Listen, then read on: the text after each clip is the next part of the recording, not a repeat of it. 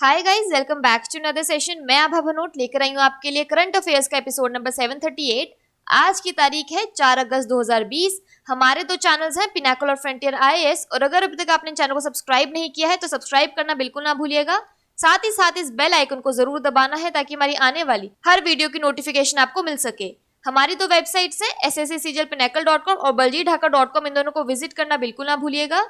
ये सेशन हर रोज सुबह 4 बजे अवेलेबल हो जाता है और वीडियो की एंड में आपसे क्विज के क्वेश्चन पूछे जाते हैं जिनका आंसर आपको कमेंट सेक्शन में जरूर करना है। स्टार्ट करेंगे प्रीवियस क्विज के साथ। आपका पहला क्वेश्चन था, किस पूर्व भारतीय क्रिकेटर को राष्ट्रीय खेल पुरस्कार विजेताओं की चयन समिति में शामिल किया गया है? तो इसका सही जवाब है वीरेंद्र सहवाग।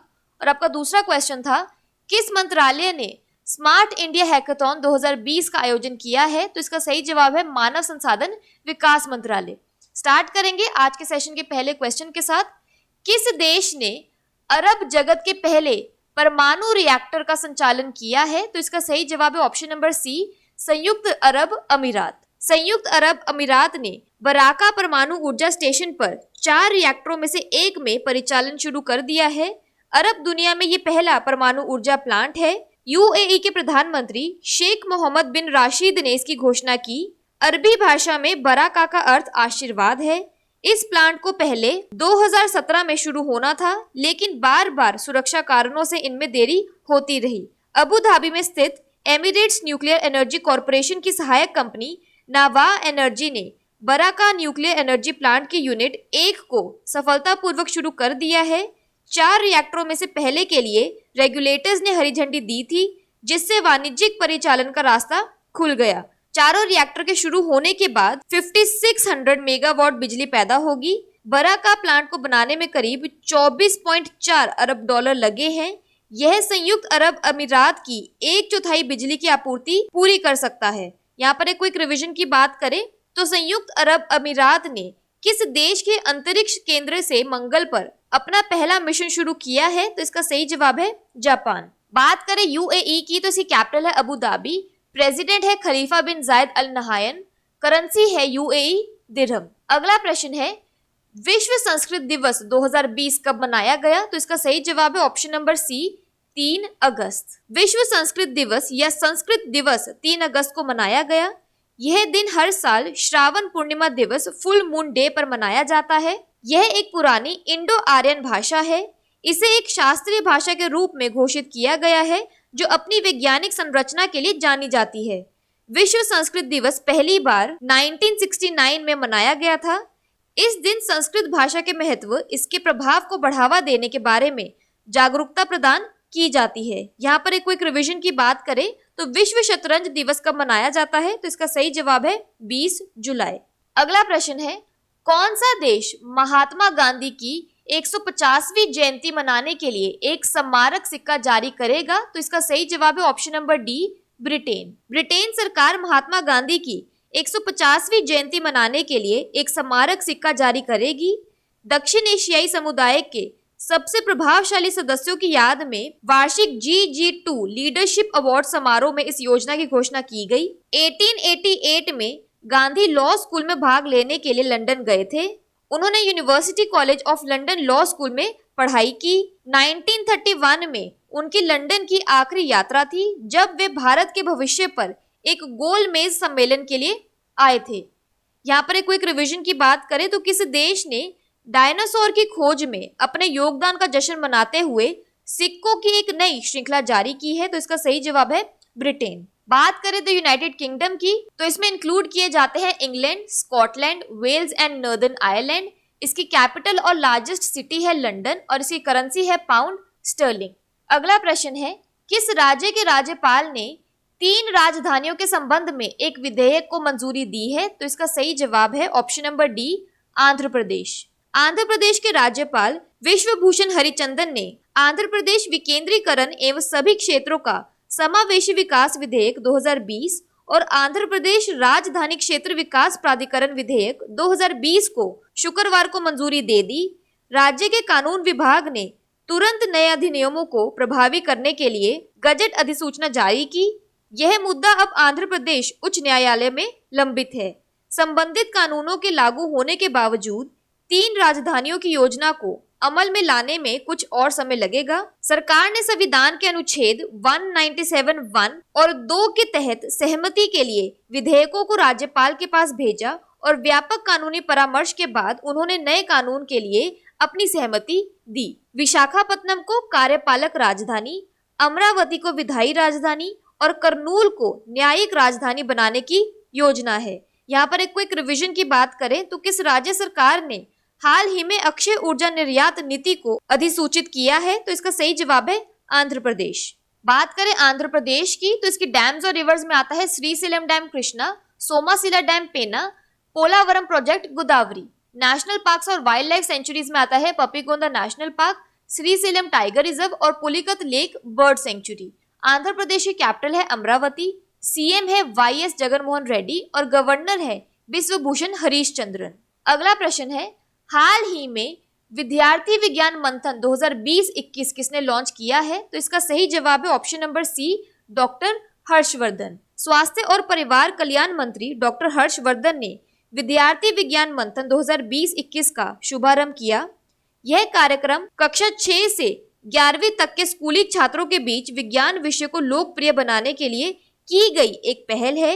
इसे विज्ञान में रुचि रखने वाले प्रतिभावान छात्रों की पहचान करने के लिए शुरू किया गया है। यह विज्ञान के क्षेत्र में प्रतिभाओं की पहचान करने और छात्रों के बीच विज्ञान के प्रति रुचि बढ़ाने का एक मंच है। ये छात्र न्यू इंडिया के निर्माण में मदद करेंगे। प्रधानमंत्री नरेंद्र मोदी के नेतृत्व में शुरू की गई यह नीति भारत को विश्व स्तरीय ज्ञान का केंद्र बनाने में मदद करेगी। यहाँ पर एक क्विक रिवीजन की बात करें तो DRDO ने किसकी पुण्यतिथि पर एक नवाचार प्रतियोगिता डेयर टू ड्रीम 2.0 लॉन्च की है? तो इसका सही जवाब है डॉक्टर APJ अब्दुल कलाम। अगला प्रश्न है, किस राज्य के मुख्यमंत्री ने शहरी क्षेत्रों में इंदिरा रसोई योजना शुरू करने की घोषणा की है? तो इसका सही जवाब है option number D, Rajasthan. Rajasthan सरकार 20 अगस्त से प्रदेश के नगरीय क्षेत्रों में इंदिरा रसोई योजना, इंदिरा किचन स्कीम शुरू करने जा रही है। इस योजना के तहत गरीबों एवं जरूरतमंद लोगों को मात्र 8 रुपए में शुद्ध पौष्टिक भोजन मिलेगा। राज्य सरकार इस योजना पर प्रतिवर्ष 100 करोड़ रुपए खर्च करेगी।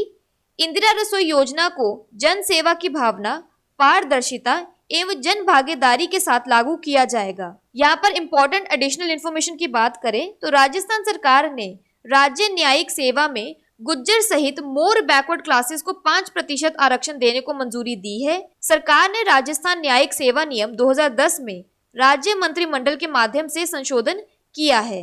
बात करें राजस्थान की तो इसके डैम्स और रिवर्स में आता है जवाहर सागर चंबल, जसवंत सागर लूनी और राणा प्रताप सागर चंबल।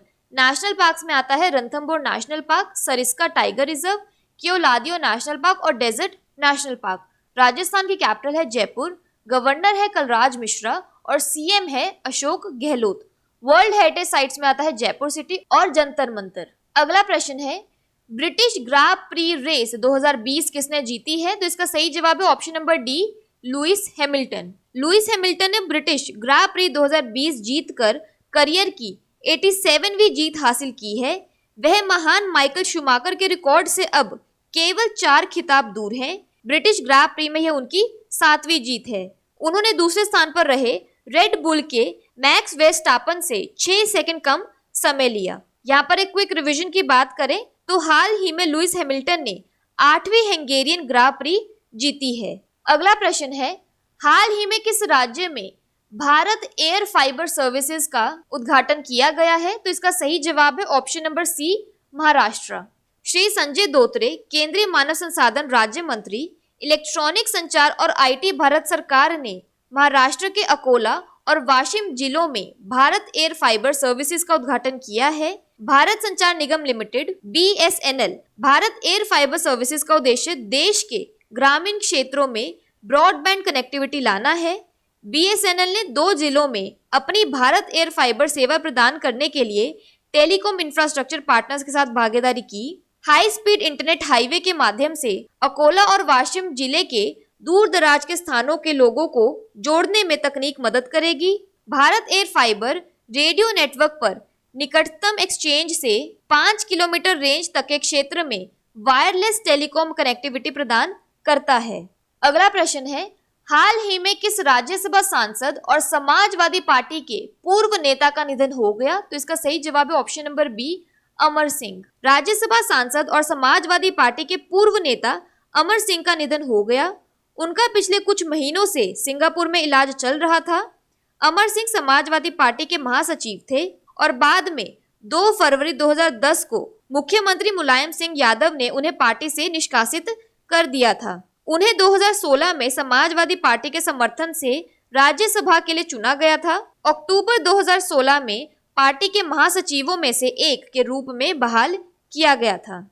अगला प्रश्न है, किस राज्य ने एक जन जागरूकता अभियान एक मास्क अनेक जिंदगी शुरू किया है? तो इसका सही जवाब है option number D, Madhya Pradesh. Madhya Pradesh के शहरी विकास और आवास मंत्री श्री भूपेंद्र सिंह ने 1 से 15 अगस्त तक जन जागरूकता अभियान एक मास्क अनेक जिंदगी शुरू किया है। यह योजना कोविड-19 संक्रमण से बचने के लिए मास्क पहनने के बारे में जागरूकता फैलाएगी। इसके तहत मास्क बैंकों की स्थापना की जाएगी, जहां लोग मास्क दान कर सकते हैं, जो बदले में गरीब लोगों को मुफ्त में वितरित किए जाएंगे। नागरिक हर जिले, शहरी निकाय में गैर सरकारी संगठनों के माध्यम से मास्क दान कर सकते हैं। बात कर लेते हैं आज के सेशन की क्विक समरी की। First ever nuclear reactor of Arab world कहाँ पे बनेगा? यूएई में। वर्ल्ड संस्कृत डे 2020 कब मनाया गया? अगस्त 3 को।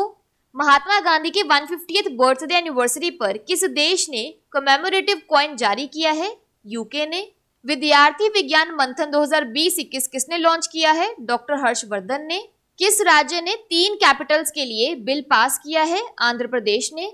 इंदिरा रसोई योजना कहाँ शुरू की गई है? राजस्थान में। ब्रिटिश ग्रैंड प्रिक्स 2020 किसने जीती है? लुइस हैमिल्टन ने। भारत एयर फाइबर सर्विसेज कहाँ शुरू किए गई है? महाराष्ट्र में। राज्यसभा के एमपी और फॉर्मर समाजवादी पार्टी लीडर जिनका हाल ही में निधन हो गया है? Amar Singh. Public awareness camp एक मास्क अनेक जिंदगी कहाँ शुरू की गई है? मध्य प्रदेश में। बात कर लेते हैं आज के सेशन के क्विज फॉर द डे की। आपका पहला क्वेश्चन है, विश्व संस्कृत दिवस 2020 कब मनाया गया?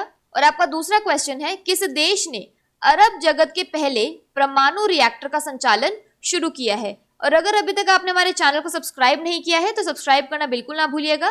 साथ ही साथ इस बेल आइकन को जरूर दबाना है ताकि हमारी आने वाली हर वीडियो की नोटिफिकेशन आपको मिल सके। हमारी दोनों वेबसाइट्स sscglpinacle.com और baljeetdhaka.com को विजिट करना बिल्कुल ना भूलिएगा। Thank you so much.